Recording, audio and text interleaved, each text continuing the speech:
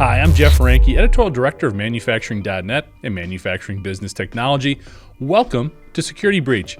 In addition to speaking with cybersecurity experts from around the world for this podcast, I've also been able to do a fair amount of reporting on our websites regarding several high-profile industrial attacks.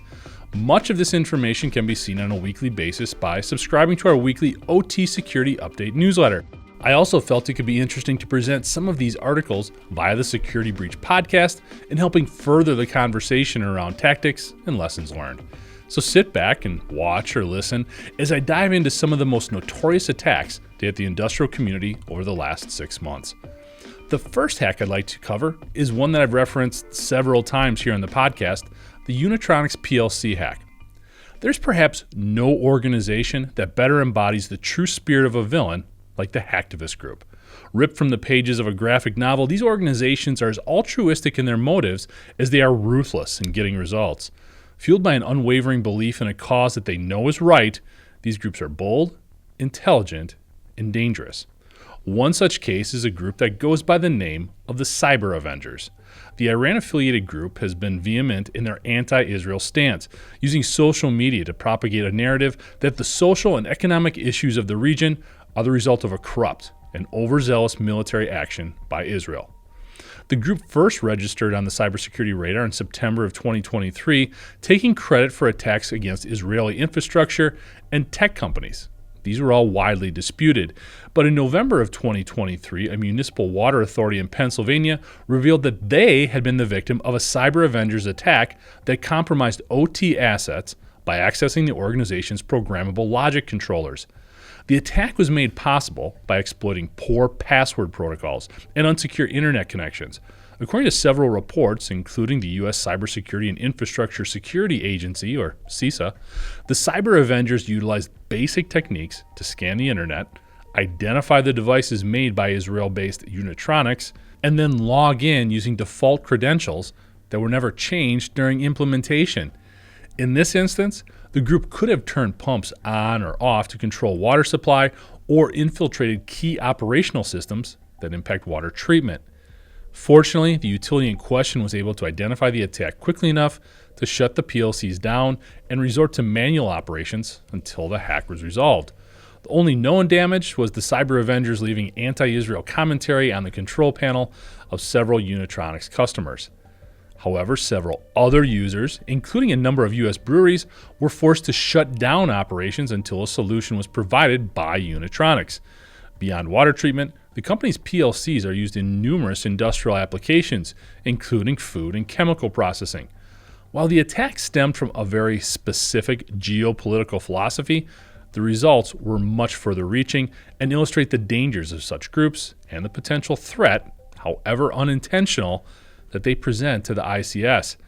After all, if this group was able to figure out how to hack PLCs, what would prevent more notorious and well-organized ransomware groups from targeting these same systems and their affiliated systems with distributed denial of service or extortion campaigns? CISA has since issued guidelines for responding to the vulnerability that include changing all default passwords on PLCs and HMIs to a stronger password. Believe it or not, the agency felt compelled to state that the default password of 1111 should not be used. They also said they were going to require multi-factor authentication for all remote access, including from the IT and external networks. They also recommended disconnecting the PLC from the open internet. If remote access is necessary, the control network can still access the PLC by implementing a firewall or VPN in front of the PLC. Unitronics also offers a secure cellular-based long-haul transport device that is secure to their cloud services. They also recommended using an allow list for IPs and back up the logic and configurations on any Unitronics PLCs to enable faster recovery. Finally, they said if possible, utilize a TCP port that is different than the default port and updating the PLCs and HMIs to the latest versions provided by Unitronics. In looking for greater depth on this particular situation, we were also able to sit down with Marty Edwards. He's the Deputy CTO for OT and IoT at Tenable, a leading industrial cybersecurity solutions provider. When asked as to whether this PLC exploit was the result of intentional probing or maybe just a happy accident, he stated that Routine cyber criminal activity involves searching the internet for connected devices and assessing whether the user has neglected to change the default password or is using a common weak password, like admin. While connectivity provides countless benefits in the digital age, it can also leave an organization exposed if not properly secured. Manufacturers and end users must layer defenses in place, like 2 robust multi-factor authentication programs, one to get into the enterprise network and another to get between corporate environments and sensitive OT networks. The second hack we're going to discuss involves a large player that those involved with industrial networking will immediately recognize. We're talking about Johnson Controls. This hack serves as a strong example of how a growing number of OT attacks can originate within IT systems or assets. Last September, Johnson Controls, a global manufacturer of facility and industrial control and security products, was the victim of a ransomware attack perpetrated by a hacker group known as the Dark Angels. The group apparently entered the company's network through a vulnerability in Johnson Controls' billing system and eventually wormed their way through and shut down several key sections of the company's IT infrastructure. The attack forced Johnson Controls to shut down several key customer-facing and cash flow management systems. Dark Angels is said to have stolen and encrypted over 27 terabytes of data and demanded a $51 million payment in exchange for deleting the stolen files and providing an encryption key. No proof of payment exists, but a quarterly SEC filing shows that the company is claiming $27 million in expenses related to response and recovery from the incident. Additionally, Johnson Controls reported $4 million in lost and deferred revenues from the attack and has stated that a significant portion of costs associated with the incident will be covered by insurance. The SEC filing also saw Johnson Controls stating that the company, or Johnson Controls, expects to incur additional expenses associated with the response to and remediation of the incident throughout fiscal 2024, most of which the company expects to incur in the first half of the year. These expenses include third-party expenditures, including IT recovery and forensic experts, and others performing professional services to investigate and remediate the incident, as well as incremental operating expenses occurred from the resulting disruption to the company's business operations. Again, that's all from Johnson Controls. The company has also expressed that although lingering effects of the attack lasted until the first quarter of 2024, it is confident that the attack has been contained and all data and system functionality has returned to normal.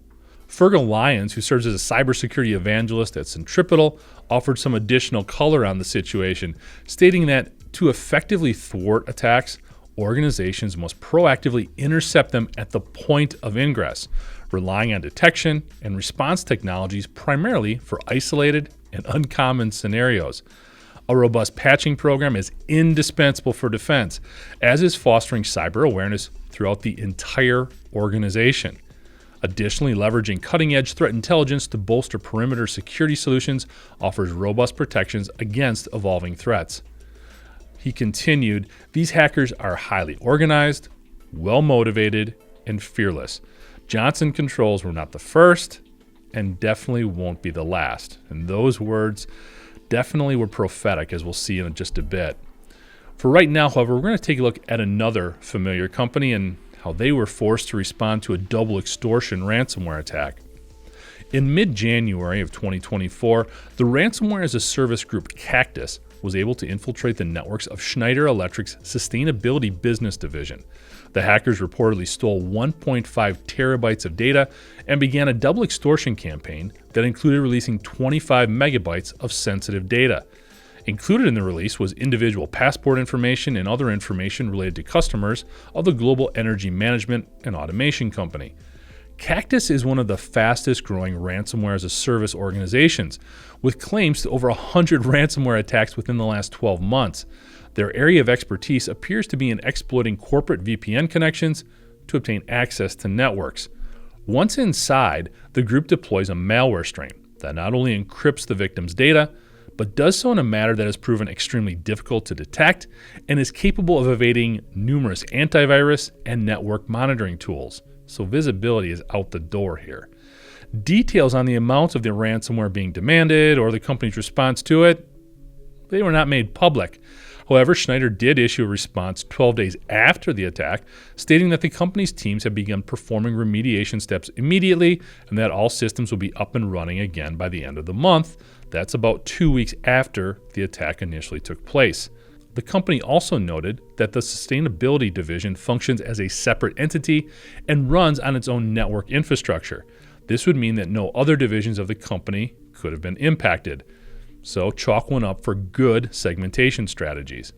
Schneider Electric was also a victim, interestingly enough, of Klopp's attack on the MoveIt file transfer software that impacted nearly 3,000 companies in May of 2023. Many industry analysts speculate that attacks such as these are a combination of poor credential security and legacy multi-factor authentication strategies. To get a clearer picture of what might have happened and to glean some lessons learned from the attack, I sat down with Jess Parnell, the Chief Information Security Officer at Centripetal, and he stated that the sheer volume of threat intelligence requires a fundamentally new strategy for acquiring, processing, and applying it effectively.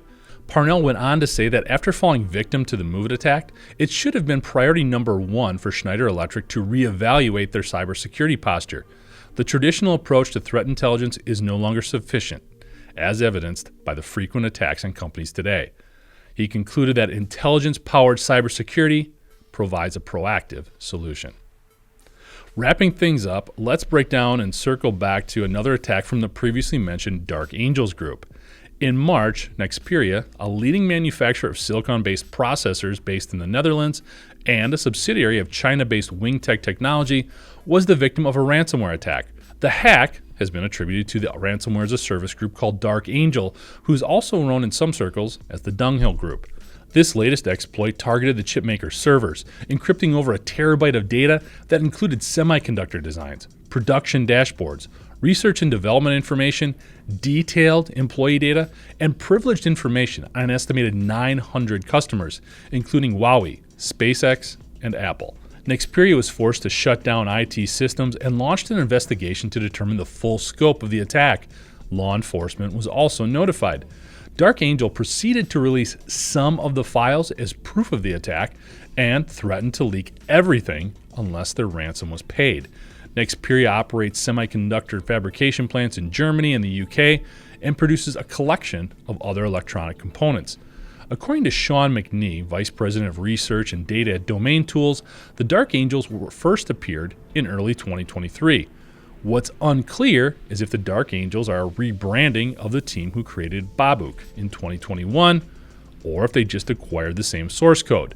Since then, the Dark Angels have created additional tooling to target a wider variety of platforms and industries. The original Babuk ransomware is Microsoft Windows-based, whereas this new tooling contains Linux and VMware ESXi-focused payloads. This group seems to have been targeting energy, manufacturing, and automation control companies who have operations in and around the South China Sea. What sets Dark Angels apart is their threats to release the data to Chinese, Indian, or other competitors. While Dark Angels operates as an independent ransomware actor, their practices do suggest an alignment to China's Made in China 2025 initiative, as many of the industries targeted align to the key sectors, advantages, and goals laid out in MIC 2025. Additionally, KnowBe4's James McQuiggan noted that as long as organizations continue to pay the ransom, cyber criminals will continue these attacks. Access and understanding for deploying ransomware are getting easier, facilitated by ransomware as a service platforms that democratize the tools necessary for such attacks. In other words, the bad guys are sharing a lot of stuff and it's open source software. So that's going to wrap up a look at some of the more prominent attacks that I've investigated.